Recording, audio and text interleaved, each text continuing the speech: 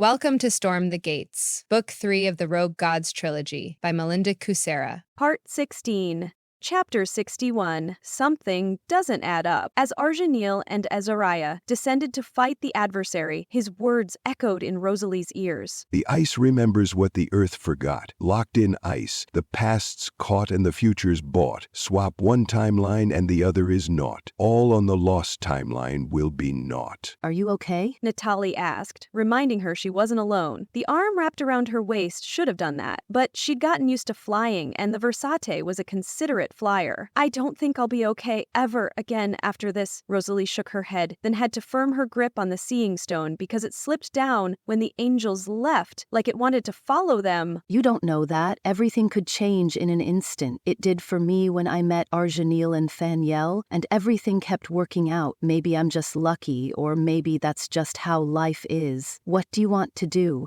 I don't think you want to take on the adversary. Natalie watched the angels. They were so kind to ask that when it was obvious they wanted to help their friends. Hell, Rosalie wanted to help them too. No, I'd like to avoid him. Rosalie changed her grip on the crystal and tried to push it back up to a comfortable position to hold as Arjanil's words echoed in her head again. The first line really bothered her since the ex-god of memory appeared right before she took on Pristina too. Was that a coincidence? Or part of his plan? Was Jannar as innocent as he claimed? After all, she first met him outside the haven where Pristina trapped his family. Was he really just in the area and felt something strange going on? Or was he there for another reason? Hithaglair didn't seem like someone who did any sort of work at all if he could avoid it. Would he carve all those glyphs by himself? Maybe. But did he do it alone? Or did he have help? I need to find out. Oh my God, hold tight. I'll try to get us above it. Natalie said right before they shot upward. What's happening? Rosalie glanced down, expecting to see the adversary about to hurl some magical spell or something at them. Instead, something caused the frigid air to ripple in the distance across and gained momentum as it rushed toward them, throwing snow and ice into the air. The wintry landscape shuddered, and snow billowed up in clouds of white that sped toward them like a wave. What is that? Rosalie pointed at it. It's a shockwave, and it was probably generated by something large and magical collapsing, like a massive realm-spanning gateway tunnel. I'll try to get us above it, but you should brace for impact in case I can't. Natalie flapped their wings as fast as they could. What about our friends down below? Shouldn't we warn them? Although Rosalie didn't know how they could warn them since they were out of earshot already. They already survived one gateway collapsing, and we were much closer then, so they'll be fine, but I'm not sure how tough you are or if you'd survive a fall from this height. Let's not find out. Natalie climbed higher into the sky. Could the Versity outfly the shockwave? Winds buffeted them as the shockwave passed beneath them, pelting them with snow and ice. Natalie fought to keep them aloft until the winds calmed, and the churned-up snow and ice sparkled in the sunlight as they rained down on the tundra. We survived. Thank you. We should probably check on our friends. Rosalie couldn't see anything except snow and ice crystals drifting in the air. We will, and you're welcome. Let everything settle for a moment, then we'll go. That was worse than the last one, but that gateway was larger than the last one, so that makes sense. Natalie descended slowly, since they couldn't see the ground through the drifting snow. Hello? Is this thing on? Said a male voice that seemed to come from the crystal ball she held. Who's asking? Rosalie glanced down at the seeing stone in her arms. Arjanil didn't say anything about the stone talking to anyone. Maybe he didn't know that was possible? I didn't say anything. Natalie looked at her like they feared the stress had gotten to her. Everyone just calls me JC. Did you figure out what the adversary planned yet?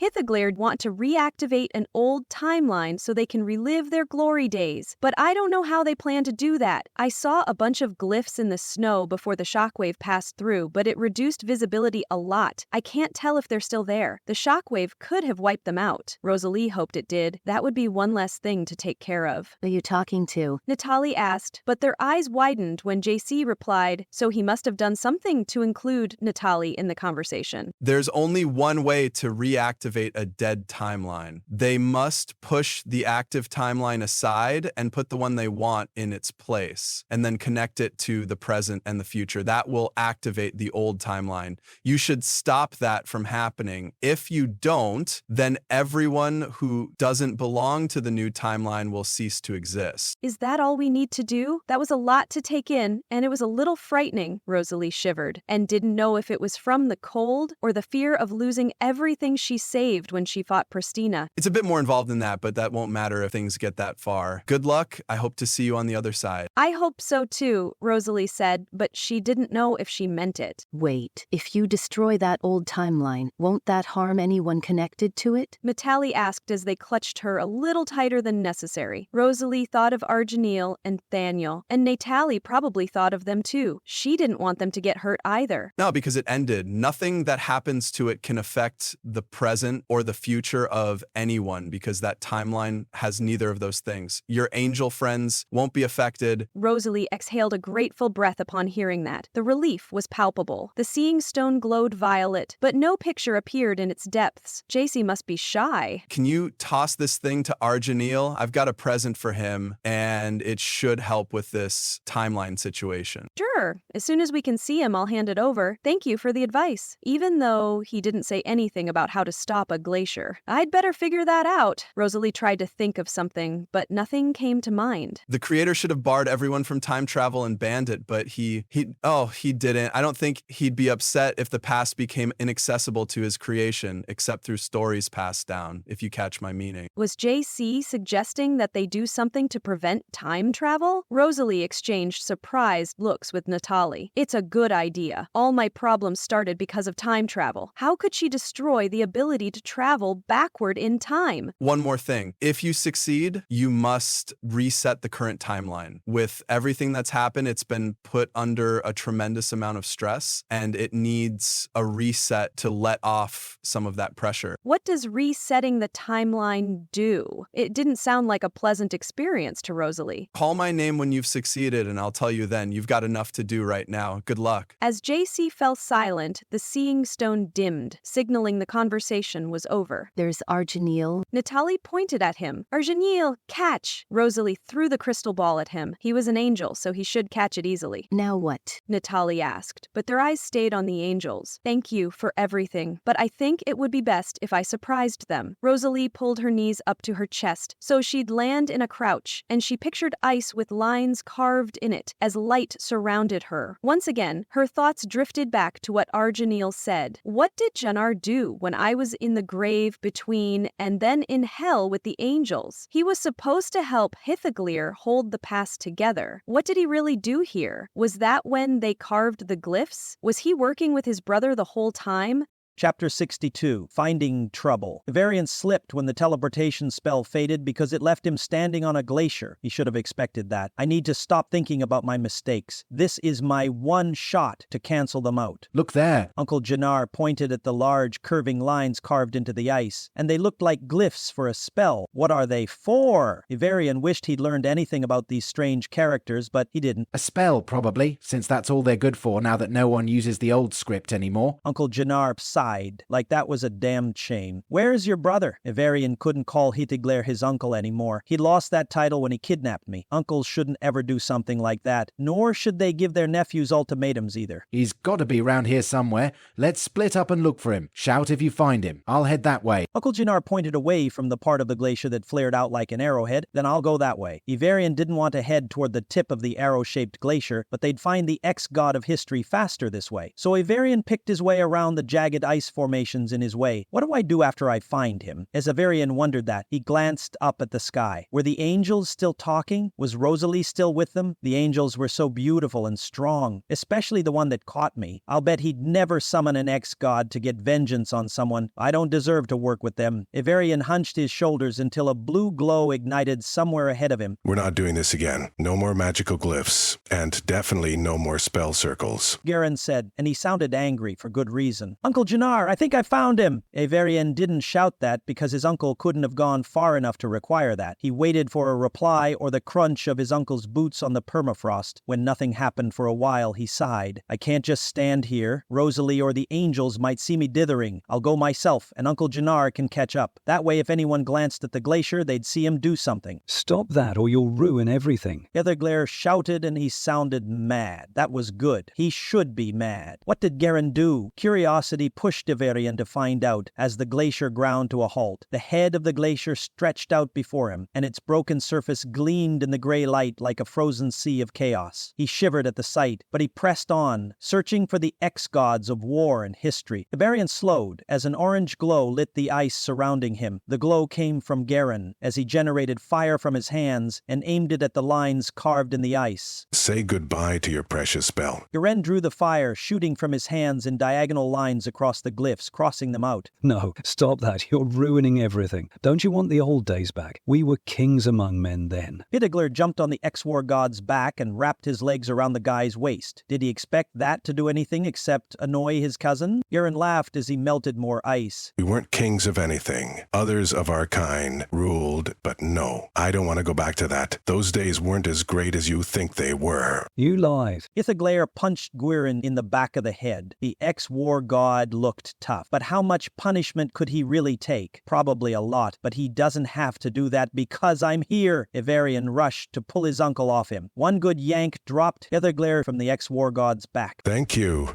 Guerren said without pausing in his gleeful destruction. Hitherglare sprawled on the ice and glared at Ivarian as snow crunched, signaling someone else was coming. It probably wasn't an angel because they could fly, so they didn't need to walk around on the ice. Maybe Uncle Jannar heard the commotion and came running. Before he could check that assumption, a loud boom shook the glacier, and a fierce wind slammed into Ivarian, sending him flying. He landed hard in the permafrost next to Hitherglare. Guerren fell too, and the flames vanished from his hand. What the hell was that? The ex-war god tried to rise, but another blast of air rolled over them, shaking the glacier, and he flopped onto his stomach again. I don't know. Hitherglare said as he glanced around for the source. I think the gateway is down, but that's just a guess. Uncle Jannar said from somewhere close by. Guerren rose unsteadily as loud cracks sounded in the silence that fell when the wind stopped pummeling them. He glanced around like he was looking for someone. Do you need to check on your friends? Uncle Jannar asked as he staggered over to them. No, angels are tough, but they are my angels. Guerren sighed like he was torn. He looked at the snow crystals floating in the air as if they might give him the answers he sought. Why don't you go check on them? We can handle things here. Uncle Jannar extended his hand to Ivarian. Here, let me give you a hand up. Ivarian accepted his hand and let the ex-god of memory pull him to his feet. Uncle Jannar patted his shoulder, then faced the war god. Now, what should they do? Did Guerren destroy enough glyphs to stop Hitherglare and the adversary's plans? Are you sure? I could melt some more ice before I leave and mess up some more glyphs. Guerren clenched his fists and flames wreathed them for a moment before they guttered and died out. That's not supposed to happen. He shook his fists and tried again. Go help your friends. After all, they're taking on the more dangerous foe. We'll be fine here. You've made sure that spell won't work now. Uncle Jannar said after a moment's study of the remaining glyphs. You sure? Guerren glanced at them. Ivarian shrugged, since he knew nothing about the glyphs or how they operated, but it felt right that Guerren should leave. After all, this was a family affair. Guerren might be a cousin, but he wasn't part of their immediate family, nor was he a time god. Yes, I give you my word. Go help your friends. Besides, this is a family affair. Uncle Jannar said as if he read Ivarian's mind. And what am I, chopped liver? I'm also your cousin. Guerren folded his arm. I know, but this is something we need to resolve. Uncle Jannar gestured to Ivarian and Hitherglare, who still lay on the ice and snow. Go help your friends. All right, but I'll come back if you need me. Your nephew's pretty good at summoning, so just have him summon me. Guerren flashed them a grin, then vanished into a flash of light. What do we do with him now? Ivarian stood over Hitherglare. Was there a prison that would hold him? Because he wouldn't stop trying to bring back the old days unless prevented. We take his power away from him. Uncle Jannar pulled a gray knife from his pocket. It had a gray jewel on it that didn't glow or shine in the light, but pain punched Ivarian in the chest when he looked at that cursed gem. Something tried to drill through muscle and bones to escape as he dropped to his his knees. Ivarian groaned as he tried to crawl away. "What are you doing to me?" What do you think he's doing? Ithaglir writhed as he pushed on the center of his chest like he was trying to keep something inside him, too. He's trying to steal our time crystals. All the so-called ex-gods have them, and you have it too, my boy, since you're a demigod. That's true. You have that same ability. I'm sorry, but I must get rid of it, for all our sakes, or we'll just end up doing this over and over again. I won't do that. I won't condemn the rest of the world to suffer that either. This ends here. No one will mess with the timeline, the events that stack up to form it, or its flow, ever again. Uncle Jannar watched with sadness welling in his eyes, but he didn't put the knife down. Chapter 63. It's Not Over. When the light faded, Rosalie crouched on top of the glacier, and it was as slippery as she feared it would be. Damn it. But she had her answer. I wish I was wrong about Jannar, but she wasn't. Ivarian groaned and clutched his chest as he tried to crawl away from Jannar. He had no luck with uncles. Both had betrayed him. Ithaglir sprawled near him, and Jannar stood over them holding the same gray knife as the Versati who worked for the Adversary. Double damn! Both Ivarian and Ithaglir clutched their chests like they were trying to keep their time crystals from bursting out of them. Where was Guerren? Didn't he say something about taking on Ithaglir? Maybe he changed his mind and went after the angels. Thankfully, he wasn't her responsibility, so she didn't need to know where he was or what he was doing, since he definitely wasn't working with Ithaglir. And that was all that mattered. Rosalie braced herself, but that knife didn't affect her. Maybe that was because she crouched outside its reach? She crept carefully and quietly across the permafrost toward Jannar's unprotected back. How long before it affects me too? I still don't understand. Why are you doing this? Ivarian asked what she wanted an answer to. Was Jannar in on it from the beginning? Because it's over. Pristina was a mad dog that needed to be put down. My thanks for that. Istiana's dying, and perhaps that's for the best. No one should have the ability to travel through time, and no one should have to hold it all in their head. Jannar sighed and lowered the knife until his body blocked it from view. Triple damn! How can I disarm him when I can't see the knife? Rosalie slipped and froze in place, ready to spring into action if Jannar heard her. But she hoped he didn't, because she was still too far away to attack him before he could hit her with the knife's crystal-stealing power. What about me? I'm not crazy. Ithaglir declared in an overly loud voice. Either he was being dramatic, which would be on target for him given his personality, or he was trying to keep Jannar's attention fixed on him. If you think I'll help you after what you put Ivarian and me through, then you have another thing coming. Rosalie tried not to glower at him as she crept toward Jannar's unprotected back. You're just as mad as she is, and you need to be put down too, Jannar said. He seemed to be thoroughly distracted by his brother's questions. Rosalie willed Ithaglir to keep him talking. Unfortunately, Ivarian was quiet by nature and introspective, so he didn't join the conversation. She didn't hold that against him since that knife's effects hurt more than a broken leg did. What about your other sister, my Aunt Faye? Ivarian asked as he proved her wrong. She'll fade away too. Either we all exist or none of us exists. There can never be just one time god. Jannar shrugged, like he didn't just include himself in that and give away his plans to murder his entire family and then kill himself. How do I stop someone who wants to die? Rosalie ducked behind a jagged ice formation. Did you carve the glyphs? Ivarian asked as she tried to think of a plan. Would disarming him be enough to stop him? As Rosalie crouched there, she tried to remember everything Jannar said or did in case there was some clue to how his magic worked or what other weapons he might have. I know, Ithaglir did that on his own. I know it's hard to believe because he never does any work, but this time he did. Jannar laughed as if he was just telling a joke. Maybe he was just as crazy as his siblings. Faye and Istiana seemed sane, but what if that was all an act? But you knew he was doing it. Why didn't you stop him if you care so much about other people? Ivarian asked, but his voice sounded strained, like he was trying not to scream from the pain. How much longer do I have to save him? Probably not long. Rosalie rose from her crouch and crept toward Jannar again until another thought stopped her in her tracks. Do I want to save him? She heard Ivarian's confession again, and it repeated in her head, sounding worse with every repetition. I summoned the ex-goddess of vengeance and sicked her on Rand's father. I thought he killed you, but he didn't. Unfortunately, I didn't know that then. I do now. Then she remembered Rand, safe in his father's arms, and that Rand smiled and waved to her like everything was okay, but nothing would ever be be okay again. Is Jannar right? Should all the time gods, including me, die? My money's on you to fix everything. Rand said before she fought Pristina and Layla forced her to take that mad goddess's place. But he might have bet on the wrong woman. No, he didn't, Rosalie squared her shoulders. I will fix everything. And there was one last thing to fix before time ran out for them all. Rosalie quit sneaking around and ran for it. She'd get one shot at this no matter what, so she might as well take it right now. Yeah, he's not subtle. Your work was sloppy, brother. I didn't correct any of your mistakes. I thought about fixing them, but I don't want the old days back, nor do I want the future to come. Like our sister, I just want everything to stop. Ithaglir screamed as the time crystal shot out of his chest and landed in the snow covered in blood. Evarian screamed too, but he burst into gray motes that blew away on the breeze, leaving a gray crystal laying in the snow, unbloodied like it never was inside him at all. No! Rosalie shouted as Jannar turned and a sharp pain shot through her chest, cutting her legs out from under her. Rosalie landed on her knees in the snow as the wound Layla made when she forced the crystal into her ripped apart.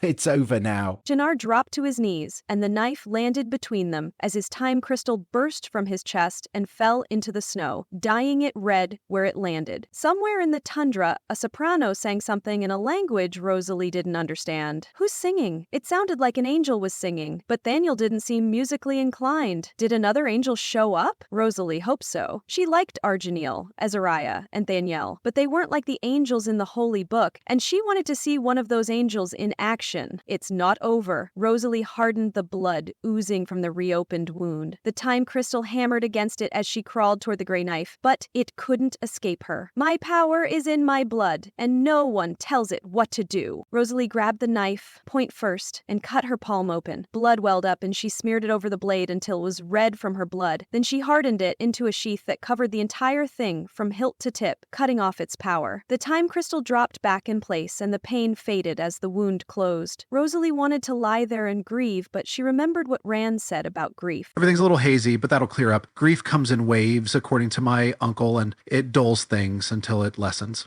If he could go on when he thought he lost his father, then she could go on without Evarian. After all, I'm not even sure if the Evarian I found here was ever mine. He might have been an alternative version from another timeline. I hope he was, so I can just remember the Evarian who argued with me about time travel. You were too late. Ithaglir said around a wet gurgle. You didn't save anyone except yourself. Where did Evarian go? Tell me or I'll prolong your suffering. Rosalie gained her knees, still holding the blood-encased knife. I think the timeline reabsorbed him. After all, he was only half immortal, and his mortal half is still tied to the cycle of death and rebirth like all the other mortals. Ithaglir coughed, then went preternaturally still, as death finally dragged him off his formerly immortal coil and took him away. He'll just go to the Grey Between and wait to be judged for his actions, but he can't interfere with the timeline ever again. His powers are broken, and so are mine, Jannar said. Then he sighed and went just as still as he passed away too. But he looked peaceful in death, as every muscle relaxed. Rosalie shoved the blood-encased knife through her belt, trapping it against the small of her back. Then she crawled toward the 3 time crystals lying in the snow as cracks shot across the glacier. She reached them as a voice called her name. Rosalie, where are you? Daniel shouted over the beautiful singing. I'm over here. Rosalie grabbed the 3 time crystals and rubbed them on the snow to clean them before shoving them into her skirt pocket. We need to get you off this thing before it collapses. Give me your hand. Daniel landed beside her and extended her hand. I didn't act quick enough to save them, Rosalie admitted as the angel yanked her to her feet and then wrapped an arm around her. Not everyone can be saved. You can just do your best. Save those who can be saved and let the rest go so their angels can catch them. Daniel leaped into the air as the singing crescendoed. Behind them, the glacier shattered into a billion sparkling pieces that would never again make up a timeline, dead or otherwise. Rosalie would see to that if it was the last thing she did. Where's Evarian? Natalie asked as they rose to rejoin the others. A gold glow wreathed their hooded and veiled head, and their eyes glowed violet now. That probably meant something wonderful had happened to the Versati, but Rosalie was too numb to ask what, or to congratulate them on their good fortune. He's gone. Rosalie shoved her hand into her pocket and touched the time crystals inside it. What about Ithaglir and Jannar? Guerren waved to get her attention from where Natalie carried him. They're gone gone too. Rosalie clenched her fist around one of the time crystals. There was so much death and pain for so small a thing. It wasn't fair. But she could dwell on that later because she remembered what JG asked her to do. What now, my friends? The adversary is weak and no longer a threat to us. His accomplice is dead, and the gateway is down. Guerren glanced between them. We destroy all the entrances and exits from this place and trap the adversary here so he can't hurt anyone. Arjanil said. He looked different too. There was a warmth in his glowing violet eyes when he glanced at Azariah. And was he smiling? JC says I need to reset the timeline. I should do that before you destroy things, Rosalie said, but she still didn't know what that meant. I guess I'll find out.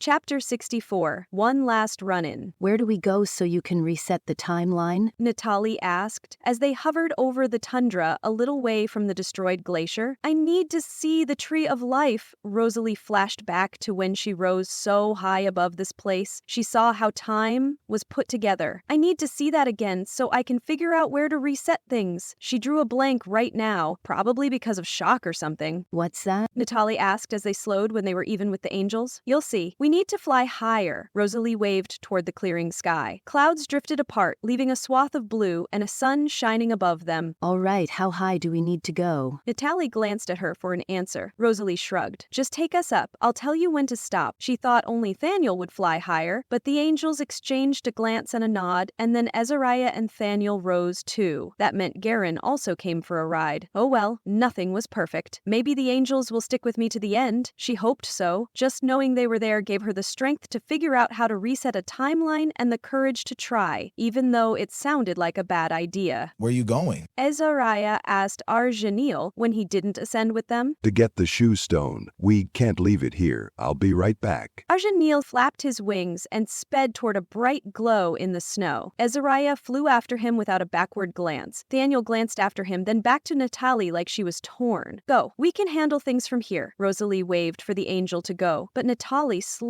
like the Versailles also wanted to follow the angels. Damn it, I want to follow them too, Rosalie sighed. Arjanil reminded her so much of Sarn. They had the same brooding nature and they both preferred to keep their own counsel. Plus, he was the most powerful angel currently in this realm. And I might need to lean on that power to reset the timeline. We can reset the timeline afterward. Follow those angels. Rosalie pointed at where Arjanil went. Are you sure? Natalie hesitated only long enough for her to nod. Then the Versace shot toward the angels. It's waited this long, so how could a few more minutes harm anything? Besides, Arjanil isn't the type to dawdle. Rosalie clung to Natalie as the wind tried to tear her from the Versace's grasp. Why not leave it here? Maybe if he looks at heaven long enough, he'll repent and change his ways so he can eventually go home again? Azariah said as he chased him. Do you really think that's likely to happen? Arjanil didn't think anything could change the adversary's mind about anything. Well, no, not immediately, but the Creator works in mysterious ways, and time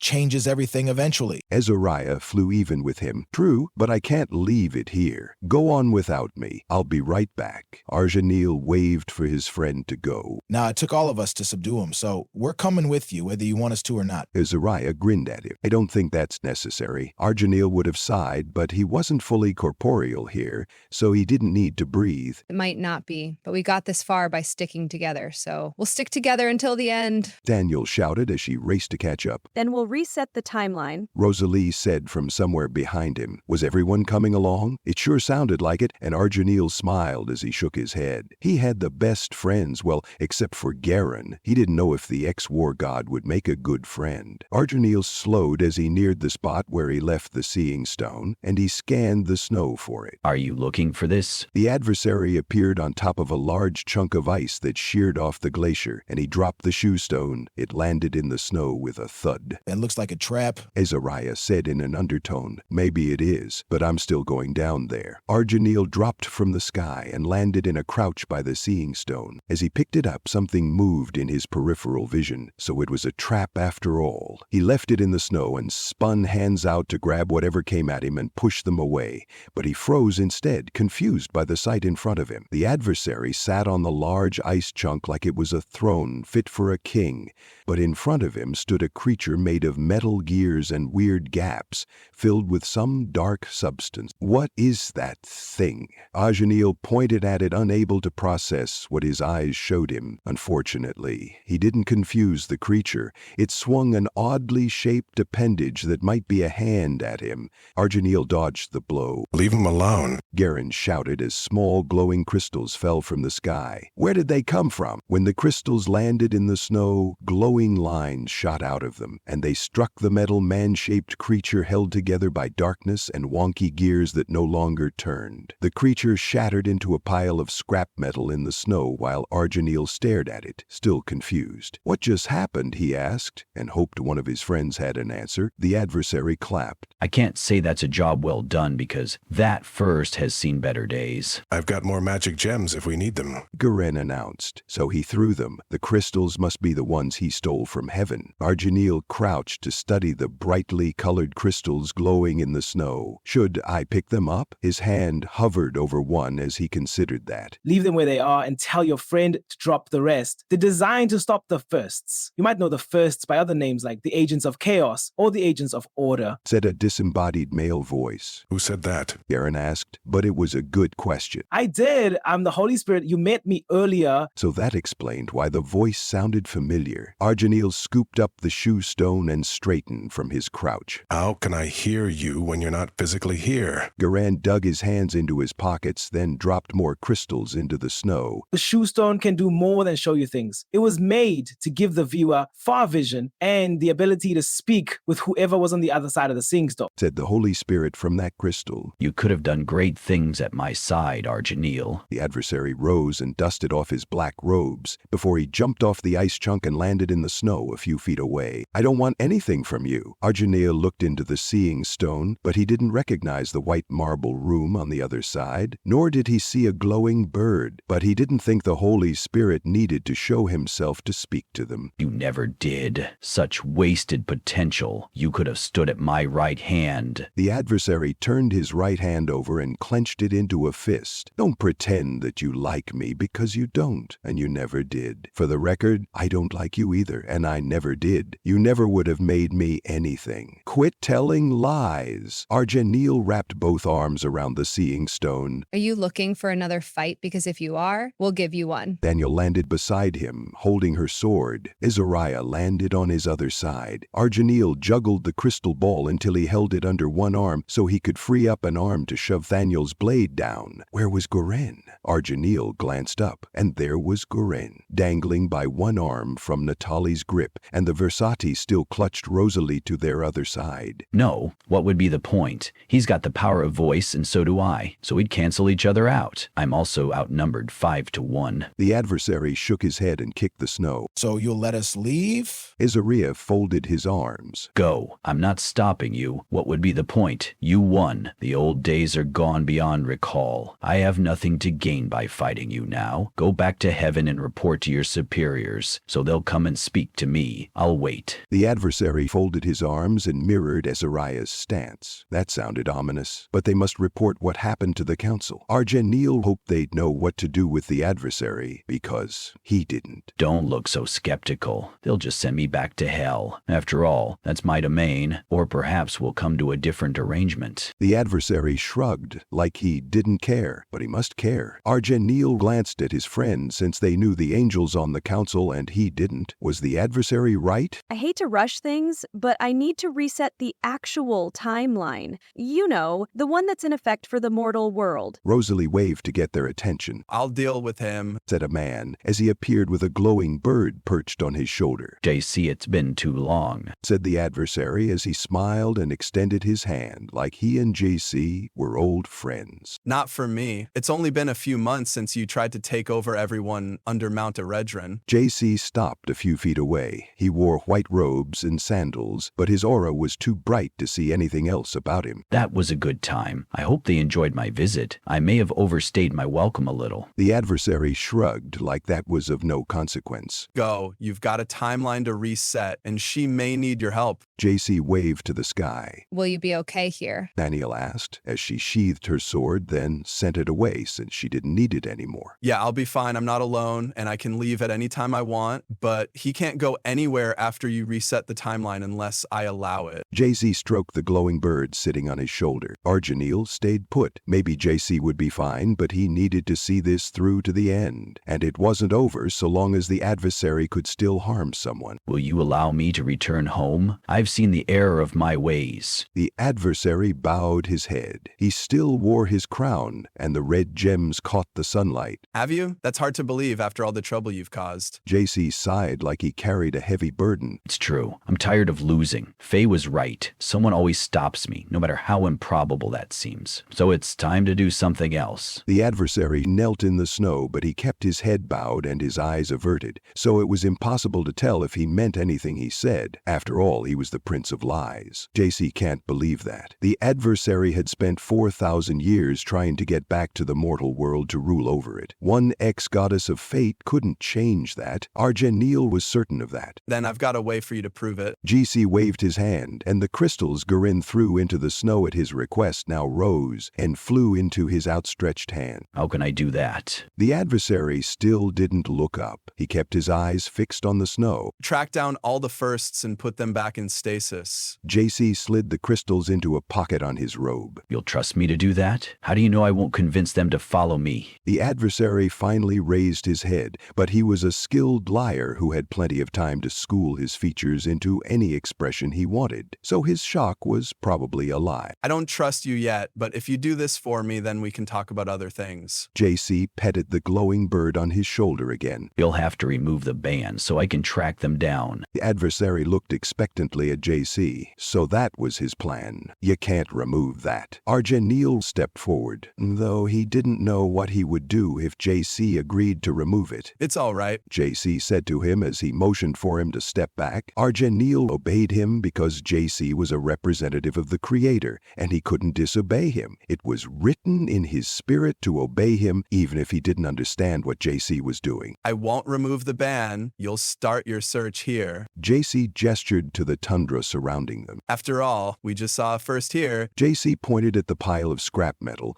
that might have been an agent of chaos. I'll need help. The adversary rose and brushed the snow off his tight black trousers. Of course, and you shall have help. JC snapped his fingers, and two transparent ghosts appeared, belonging to Pristina and Hithaglir. Here are two helpers who also need to atone for their actions. Take them and go. Call me when you complete your task. JC faced Argenil and his fellow angel. And you lot had better fly. Time waits for no one. Help Rosalie reset things, then come see me. JC waved, then vanished with the Holy Spirit. Well, that was interesting. Can someone take over for Natalie? I'm tired of dangling by my arm. It hurts like hell after a while. Guerren waved to get their attention. Sure, I'll reprise my role as the bearer of the ex-war god. Daniel grinned, then shot upward to take Guerren from neatly. Argenil watched the adversary wave to his two companions, then walk away without a fight or a parting insult. He felt numb as he stood there, but he didn't know how else this could have ended. The adversary was an angel from an earlier class, and one who was close to the Creator for a long time. It was forbidden for angels to fight each other except in jest or for training. What was I expecting? We can't destroy him without damning ourselves. And no angel would do that, but this felt hollow, and not like a victory at all. It's finally over, Azariah said as he clapped a hand on his shoulder and squeezed. Is it really? It doesn't feel like it's over. It feels like the start of something else. Argenil couldn't articulate it any better than that, and he hoped Azariah understood because he didn't. It's because it is. Azariah smiled as he turned Argenil to face him. I know you feel lost right now. You lost everything you knew, but we have all eternity to rebuild. That's why you feel like something's still undone. Figuring out what comes next will be a grand adventure. Will you join me? Maybe that was it, and thinking about it that way filled the hollow places inside him with excitement. Yes, I go where you do. Since Azariah actually had somewhere to go after this, that just made sense. But he didn't think Ez wanted logic right now. Great, then let's reset a timeline. Azariah slung an arm around his shoulders and squeezed. Then they rose together side by side like they They always should have been. It was getting easier to be so close and still fly without getting their wings tangled. Perhaps it would get easier still. Arginil still had a lot of questions, but he didn't need answers right now. He met Rosalie's curious gaze and nodded. He was ready to leave this place. Lead the way, Rosalie.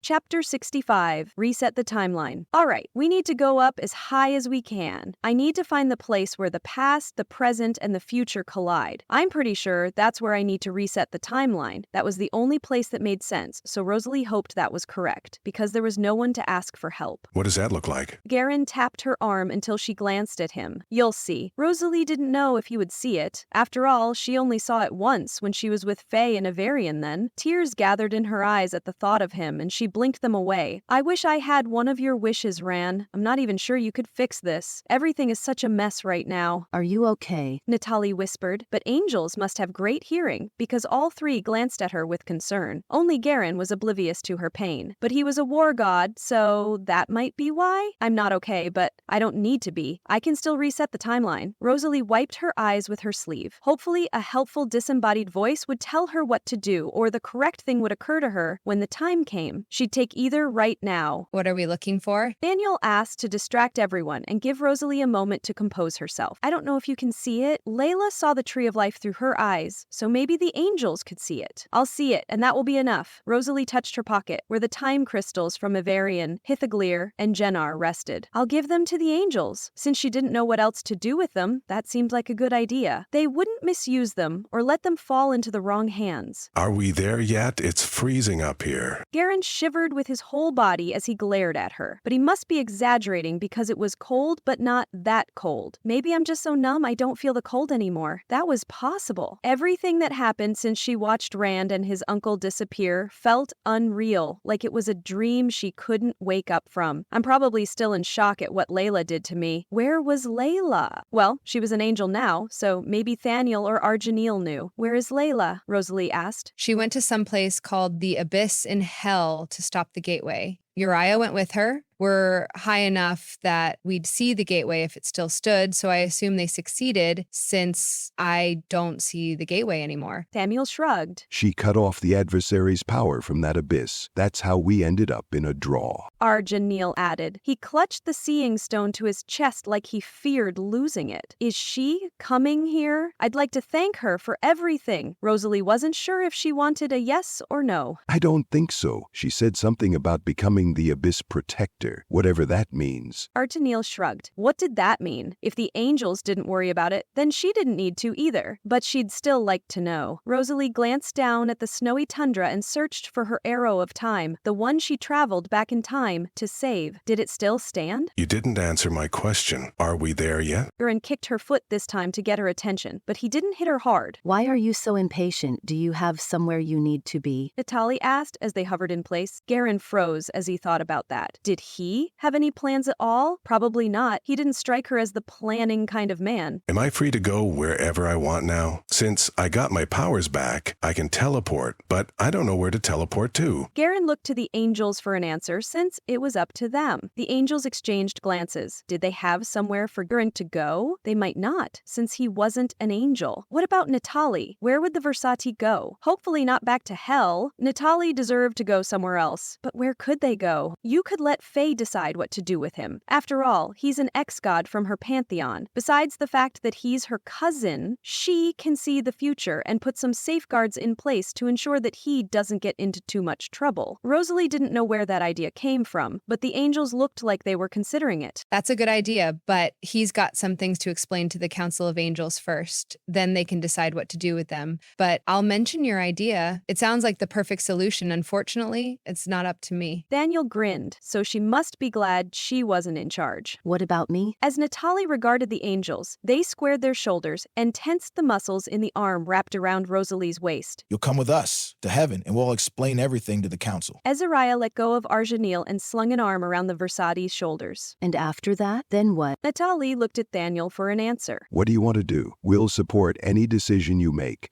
Arginil said, and he sounded like he meant it. I don't know, but I'll think about it. Natalie relaxed relaxed the muscles in their arm a little, but not enough to let go of her, and Rosalie was glad. She didn't want to try teleporting while falling. Let us know before we go, before the council. Azariah squeezed Natalie's shoulders, then let go. I wish we could skip that meeting. It won't be fun. Daniel said darkly as she glared at the snowy ground. But it's necessary, unfortunately. Azariah stared off as if he were also dreading that meeting. Are we there yet? Guerren asked again, ruining the tender moment. Rosalie suppressed a sigh and her irritation and scanned the ground far below them again. Was that shape in the distance another arrow made of ice? Can we fly that way? Rosalie pointed. She'd lost track of what direction was where, so she left the angels and Natalie to figure that out. Sure can. Daniel flew off, taking the lead and the war god with her. Argeniel and Azariah followed her, and Natalie brought up the rear. Please tell me that's not what I think it is. Azariah glared at the arrow made of ice below them a little while later. If you think it's a timeline, then you're right. Is it my timeline? That's the question I need answered. Rosalie surveyed it with dismay. Cracks spread across the arrow-shaped glacier as she stared at it. That was bad. Can we go that way, toward the head of the arrow? The angels motioned for Natalie to lead the way, and then they followed in silence. Even Guerren kept quiet, and that was surprising since he liked to talk. Why is there another arrow made of ice? Natalie asked as they flew, and they didn't sound happy about it. Given the trouble the last one caused, their unease was justified. I don't know, but it probably has something to do with the balance between powers. Everything that doesn't make sense usually goes back to that. Rosalie shook her head as a glow appeared at the tip of the arrow of ice. Slow down. We're getting close. Do we need to destroy that glacier too? Daniel extended her hands and a warhammer appeared in her right hand. Guerren gazed at it longingly, but Daniel ignored him and gave her extra-large hammer an experimental swing. You remind me of my mother. Rosalie stifled a laugh as Natalie slowed, but Daniel was far more cheerful than her mother. I'll take that as a compliment since she raised a tough daughter. Daniel inclined her head. All joking aside, do we need to destroy it? Argeniel nodded to the miles-long arrow below them since his hands were full. That was the question. Rosalie rubbed her face as she struggled with the answer. If that's the real timeline, then I can't leave it in one piece because then anyone with the ability to time travel could change it. And I don't want that to happen. I want to freeze the past so nothing can change it. Then let's do that. I've got my hammer. I'm ready to smash things.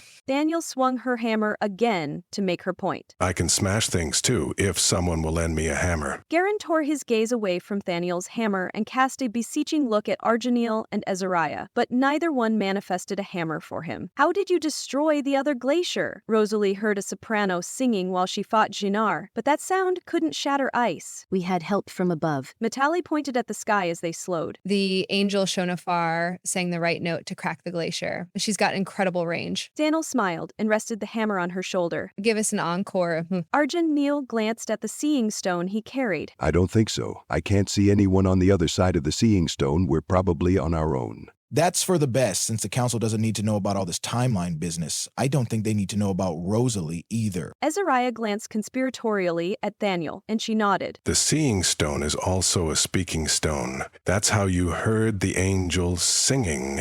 Guerren said in an undertone meant only for her ears, and that cleared up her confusion. Rosalie thanked him and then suppressed a sigh because she put this off as long as she could. Is this the right timeline? The question chased her as Natalie climbed higher in the sky, until the arrow of time looked like the trunk of a tree, and the growing orange fires of the future extending from it were its branches. A dark line of hills separated them. That must be the present. What am I looking at? Natalie asked, as the others rose to join them. That's the tree of life. The arrow-shaped glacier is the trunk, and that's the past. The fiery branches are the future, and the present is the transition point in between them. Rosalie pointed at each one, even though she probably didn't need to. But why is the future on fire? Guerren kicked her foot again. I don't know. You'll have to ask Faye that. It's her domain. Maybe she likes it on fire. Rosalie shrugged. She wouldn't be surprised either. Faye was quite fiery. Someone wants to talk to you. Argeniel held out the seeing stone. Who wants to talk to me? Rosalie stared at him in surprise. I do, said JC. Rosalie looked into the seeing stone. What was the proper etiquette for this situation? Are you in the council hall? Azariah leaned forward to look at it too. I might be. Why do you ask? Since we saved the world several several times and we're in desperate need of a rest. Could you speak to the council on our behalf? Daniel asked, and she might have given the crystal ball a pleading look. Rosalie couldn't look away from the luminous violet ball to check. She was about to ask why the angels wanted to avoid dealing with this council, and then she remembered what Daniel said about them at their first meeting. I could do that. I'll tell them you were working for me. Will that suffice? Azariah and Daniel exchanged glances, but Arjaniel beat them to a reply. That will do nicely, thank you. You'll still have to present yourselves and answer any questions the council has. This doesn't absolve you of that duty. JC said in a stern tone, like the angels would do anything else. We understand and will obey. Daniel grinned like she had just won something. Good. Now I need to talk to Rosalie. You can listen, but please don't interrupt. I'm here. Rosalie waved her hand in front of the crystal ball. Good. JC said other things aloud, but she didn't hear them because his voice spoke in her mind, and he muted everything outside her head. Sorry for talking in your head, but I needed to talk to you alone, and your friends have superhuman hearing, but they're not mind readers, so this works. Rosalie nodded. I figured it was something like that. They're also curious. Exactly, so they can listen to a lecture while we talk. JC paused for a moment as if he were gathering his thoughts. When you reset the present moment, that will reset where the present is now. Anything before that point will be in the past, and anything after that point is the future. And that can still change, so choose wisely. If you want to fix the past in place so it can't change, then this is what you need to do. Rosalie listened and noted each step because that was exactly what she wanted to put an end to. Time travel to the past, at least. She couldn't do anything about the future since Faye controlled that, and she wasn't here. What will happen when I reset it? Rosalie meant what would happen to her, but she also wanted to know what would happen to the angels. The angels in Italia will be fine. They exist outside time, so they don't understand any of this timeline stuff. That's why I'm explaining what happened to the Council of Angels, not them. That made sense. Rosalie remembered Daniel's comments about time when they first met in the Grey Between. Yeah, they didn't understand it at all, but they didn't need to since they were immortal. What will happen to me? She blurted out instead of thinking about her question. What do you want to happen? JC answered her aloud, and he didn't sound mad that their private chat was over. I want to start over and grow up again and not remember any of this. I don't want Christina's time crystal or to take her place. I wish that crystal never came to me. Rosalie rested a hand on her chest, on top of that damn crystal. If that's what you want, I think we can manage that. I do want that. She didn't want to remember anything about what Ivarian did, and maybe he could start over too, and they could meet again and see what happened. Once upon a time, a powerful mage wished everyone would return to their proper place in time, and wishes are powerful things. Perhaps his wish could help you get what you want. Ran appeared in the Seeing Stone, not as the adult she had known, but the child she saw in his father's arms outside Mount Eredrin. As he rested his head on his father's shoulder, his lips moved because Ran was always talking about something. He was never quiet. I hope those words are for me. How would that work, though? Are other versions of me going to show up and accuse me of things? Because I'd like to avoid that. Rosalie needed her skirt. That one run-in with alternative versions of her was strange and disconcerting enough. She didn't need a repeat. No, there will only be one version of you when you reset the timeline. That's why you need to do it. The reset will merge all the alternative versions of everyone from other timelines and wipe the slate clean so everyone can move forward into the future, one choice at a time. Thank you for everything. I think it's time for that reset now. Natalie, please take me down there. Rosalie pointed to a spot to the left of the icy arrow's point that looked like the spot JC described, or it would be near enough anyway. Natalie descended, but they didn't let go when they landed. They pulled Rosalie into their arms and hugged her. For luck. The Versati said as they released her.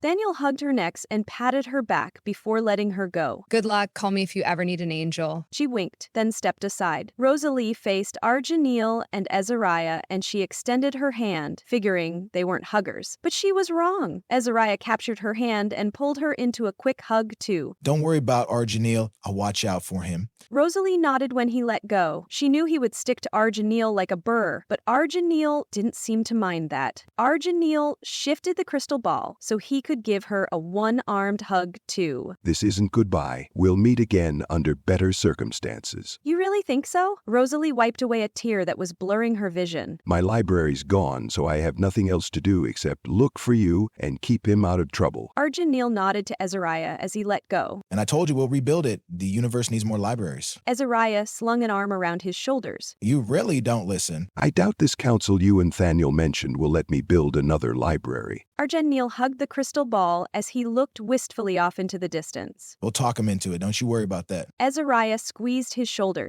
I hope you build it somewhere other than hell, and I hope one day I can visit its new location. Rosalie smiled for the last time in this incarnation, then walked past Natalie and Thaniel. They didn't stop her. That was good, because she might shatter if they did. Don't I get a hug? Guerren stepped in front of her, blocking her way. Sure, why not? Rosalie held out her arms, and he walked into them. Guerren patted her back, then let go so he could rest his fist over his heart and bow to her. You're a brave woman, Rosalie. I wish you good luck. I'll tell Faye what you did here. You won't be forgotten. Thank you. Rosalie wanted to tell him she'd never forget him, but that would be a lie, because she'd forget everything soon. But that was what she wanted. Rosalie touched his shoulder as she rounded him and headed for the darkness between the frozen past and the burning future. Before she stepped into that shadowy valley, she stuck her hand in her pocket and pulled out the time crystals that once belonged to Avarian, Jannar, and Hitha-Glir. She marched toward the rock JC described, leaving her friends behind to bear silent witness to the last act of Rosalie, ex-goddess of the present. The waist-high boulder stood between the arrow-shaped glacier and the flames of the future spreading out from the shadowy valley between them. Rosalie dropped the 3 crystals onto the hand-shaped depression in its rough top, then placed her hand over it. The ice remembers what the earth forgot. Locked in ice, the past's caught and the future's bought. I break every path to the past. They are not. Events of the past will not come again. The past is gone. Not a link remains. The present chases the future, for naught remains the same. Time moves ever onward, and I go with it. Rosalie willed the healed wound in her chest to rip open and her blood to wrap around the crystal and force it out. The bloody gem dropped onto the stone as light slammed into her. I reset the timeline. The earth remembers what the trees forgot. That time moves on, but loyal friends do not. When today and yesterday meet, we live now in every heartbeat. See you on the other side, Ran and Avarian, she thought, as the icy realm whited out.